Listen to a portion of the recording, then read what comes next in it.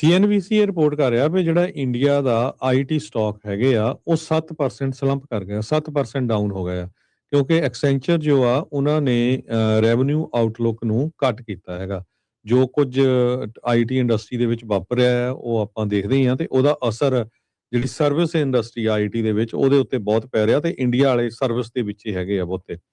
So India ਦੇ ਵਿੱਚ stock market ਅੱਜ ਪੂਰੀ ਐਨ ਉੱਥੇ ਬਲੱਡ ਬਾਥ ਚੱਲ ਰਿਹਾ ਹੈਗਾ। ਸੋ ਇਨਫੋਰਮੇਸ਼ਨ ਟੈਕਨੋਲੋਜੀ ਕੰਪਨੀਆਂ ਦੇ 7% ਤੇ ਸਟਾਕ ਡਿਗੇ ਆ। ਇਨਫੋਸਿਸ ਦੇ 5% ਜਿਹੜੇ ਤੇ ਇਸੇ ਤਰ੍ਹਾਂ ਨਿਫਟੀ ਆਈਟੀ ਦੇ ਵੀ ਮੋਰ ਦੈਨ 5% ਦਿੱਤੇ ਹੈਗੇ ਆ। ਸਿਟੀ ਡਿਗੇ ਹੈਗੇ ਆ। ਸਿਟੀ ਨੇ ਵਾਰਨਿੰਗ ਦਿੱਤੀ ਸੀ ਕਿ AI ਡਿਸਟਰਪਸ਼ਨ ਤੇ ਇਕਨੋਮਿਕ ਅਨਸਰਟਨਟੀ ਜੋ ਆ ਉਹ ਗਰੋਥ ਦੇ ਉੱਤੇ ਇਫੈਕਟ ਕਰੂਗੀ। ਸੋ ਜਿਹੜੀਆਂ ਮੇਜਰ ਇਨਫੋਰਮੇਸ਼ਨ ਟੈਕਨੋਲੋਜੀ ਕੰਪਨੀਆਂ ਆ ਉਹਨਾਂ ਨੂੰ ਅੱਜ ਇੰਡੀਆ ਦੀਆਂ ਨੂੰ ਬਹੁਤ ਵੱਡਾ ਝਟਕਾ ਲੱਗਾ, ਜਿਨ੍ਹਾਂ ਦੇ ਵਿੱਚ ਟਾਟਾ ਕੰਸਲਟੈਂਸੀ ਆ, ਇਨਫੋਸਿਸ ਹੈਗੀ ਆ, ਟੈਕ ਮਹਿੰਦਰਾ ਆ, ਸੋ ਐਕਸੈਂਚਰ ਜੋ ਇਹਨਾਂ ਦੇ ਵੀ ਸਟਾਕ ਬਹੁਤ ਜ਼ਿਆਦਾ ਜਿਹੜੇ ਥੱਲੇ ਗਏ ਹੈਗੇ ਆ। ਕਹਿੰਦੇ ਪਈ 90 ਮਿਲੀਅਨ ਤੋਂ ਲੈ ਕੇ $100 ਮਿਲੀਅਨ ਦਾ ਜਿਹੜਾ ਇੰਪੈਕਟ ਆ ਉਹ ਮਿਡਲ ਈਸਟ ਦੇ ਵਿੱਚ ਜੋ ਕੁਝ ਵਾਪਰਿਆ ਉਹਦੇ ਕਰਕੇ ਵੀ ਜਿਹੜਾ ਅਸਰ ਆ ਉਹ ਪਿਆ ਹੈ।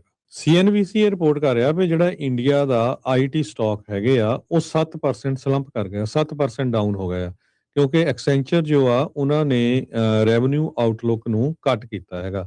ਜੋ ਕੁਝ ਆਈਟੀ ਇੰਡਸਟਰੀ ਦੇ ਵਿੱਚ ਵਾਪਰ ਰਿਹਾ ਹੈ ਉਹ ਆਪਾਂ ਦੇਖਦੇ ਹੀ ਹਾਂ ਤੇ ਉਹਦਾ ਅਸਰ ਜਿਹੜੀ ਸਰਵਿਸ ਇੰਡਸਟਰੀ ਆਈਟੀ ਦੇ ਵਿੱਚ ਉਹਦੇ ਉੱਤੇ ਬਹੁਤ ਪੈ ਰਿਹਾ ਤੇ ਇੰਡੀਆ ਵਾਲੇ ਸਰਵਿਸ ਦੇ ਵਿੱਚ ਹੀ ਹੈਗੇ ਆ ਬਹੁਤੇ।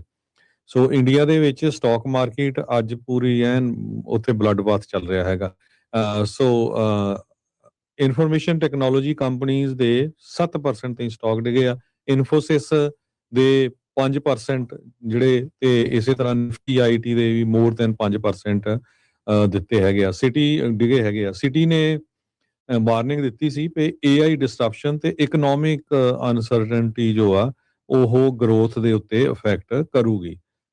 ਸੋ ਜਿਹੜੀਆਂ ਮੇਜਰ ਇਨਫੋਰਮੇਸ਼ਨ ਟੈਕਨੋਲੋਜੀ ਕੰਪਨੀਆਂ ਆ ਉਹਨਾਂ ਨੂੰ ਅੱਜ ਇੰਡੀਆ ਦੀਆਂ ਨੂੰ ਬਹੁਤ ਵੱਡਾ ਝਟਕਾ ਲੱਗਾ, ਜਿਨ੍ਹਾਂ ਦੇ ਵਿੱਚ ਟਾਟਾ ਕੰਸਲਟੈਂਸੀ ਆ, ਇਨਫੋਸਿਸ ਹੈਗੀ ਆ, ਟੈਕ ਮਹਿੰਦਰਾ ਆ, ਸੋ ਐਕਸੈਂਚਰ ਜੋ ਇਹਨਾਂ ਦੇ ਵੀ ਸਟਾਕ ਬਹੁਤ ਜ਼ਿਆਦਾ ਜਿਹੜੇ ਥੱਲੇ ਗਏ ਹੈਗੇ ਆ। ਕਹਿੰਦੇ ਪਈ 90 ਮਿਲੀਅਨ ਤੋਂ ਲੈ ਕੇ $100 ਮਿਲੀਅਨ ਦਾ ਜਿਹੜਾ ਇੰਪੈਕਟ ਆ ਉਹ ਮਿਡਲ ਈਸਟ ਦੇ ਵਿੱਚ ਜੋ ਕੁਝ ਵਾਪਰਿਆ ਉਹਦੇ ਕਰਕੇ ਵੀ ਜਿਹੜਾ ਅਸਰ ਆ ਉਹ ਪਿਆ ਹੈ। CNBC ਰਿਪੋਰਟ ਕਰ ਰਿਹਾ ਵੀ ਜਿਹੜਾ ਇੰਡੀਆ ਦਾ ਆਈਟੀ ਸਟਾਕ ਹੈਗੇ ਆ ਉਹ 7% ਸਲੰਪ ਕਰ ਗਿਆ, 7% ਡਾਊਨ ਹੋ ਗਿਆ ਕਿਉਂਕਿ ਐਕਸੈਂਚਰ ਜੋ ਆ ਉਹਨਾਂ ਨੇ ਰੈਵਨਿਊ ਆਊਟਲੁੱਕ ਨੂੰ ਕੱਟ ਕੀਤਾ ਹੈਗਾ। ਜੋ ਕੁਝ ਆਈਟੀ ਇੰਡਸਟਰੀ ਦੇ ਵਿੱਚ ਵਾਪਰ ਰਿਹਾ ਹੈ ਉਹ ਆਪਾਂ ਦੇਖਦੇ ਹੀ ਹਾਂ ਤੇ ਉਹਦਾ ਅਸਰ ਜਿਹੜੀ ਸਰਵਿਸ ਇੰਡਸਟਰੀ ਆਈਟੀ ਦੇ ਵਿੱਚ ਉਹਦੇ ਉੱਤੇ ਬਹੁਤ ਪੈ ਰਿਹਾ ਤੇ ਇੰਡੀਆ ਵਾਲੇ ਸਰਵਿਸ ਦੇ ਵਿੱਚ ਹੀ ਹੈਗੇ ਆ ਬਹੁਤੇ। ਸੋ ਇੰਡੀਆ ਦੇ ਵਿੱਚ ਸਟਾਕ ਮਾਰਕੀਟ ਅੱਜ ਪੂਰੀ ਐਨ ਉੱਥੇ ਬਲੱਡ ਬਾਥ ਚੱਲ ਰਿਹਾ ਹੈਗਾ। ਸੋ ਇਨਫੋਰਮੇਸ਼ਨ ਟੈਕਨੋਲੋਜੀ ਕੰਪਨੀਆਂ ਦੇ 7% ਤੇ ਸਟਾਕ ਡਿਗੇ ਆ। ਇਨਫੋਸਿਸ ਦੇ 5% ਜਿਹੜੇ ਤੇ ਇਸੇ ਤਰ੍ਹਾਂ ਨਿਫਟੀ ਆਈਟੀ ਦੇ ਵੀ ਮੋਰ ਦੈਨ 5% ਦਿੱਤੇ ਹੈਗੇ ਆ। ਸਿਟੀ ਡਿਗੇ ਹੈਗੇ ਆ। ਸਿਟੀ ਨੇ ਵਾਰਨਿੰਗ ਦਿੱਤੀ ਸੀ ਕਿ AI ਡਿਸਟਰਪਸ਼ਨ ਤੇ ਇਕਨੋਮਿਕ ਅਨਸਰਟਨਟੀ ਜੋ ਆ ਉਹ ਗਰੋਥ ਦੇ ਉੱਤੇ ਇਫੈਕਟ ਕਰੂਗੀ।